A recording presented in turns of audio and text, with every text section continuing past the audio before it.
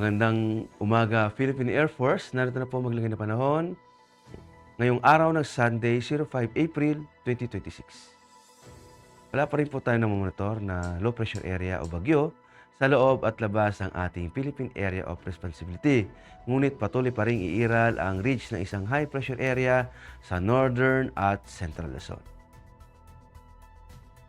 Dulot nga ng ridge na isang high pressure area at mga localized thunderstorms sa Luzon, Visayas at Mindanao ay magiging bahagyang maulap hanggang sa maulap na papaw rin na may pulupulong pag-ulan, pagkidlat at pagkulog. At para naman sa impact to flight operation, dulot nga ng ridge ng isang high pressure area at localized thunderstorms sa Metro Manila at sa labing bahagi ng bansa, ang main hazard ay yung afternoon convective development producing gas fronts and heavy rain. Ang impact nito sa rotary ay downburst, lalo na sa rotary, downburst, strong gust, and reduced visibility pose significant hazard. Avoid flight in CB of activity.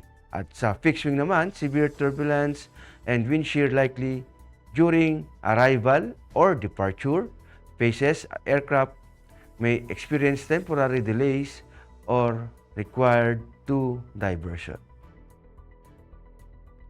Para naman sa astronomical information, ang araw ay sisikat ng 05:49 at lulubog din naman mamayang 18:09.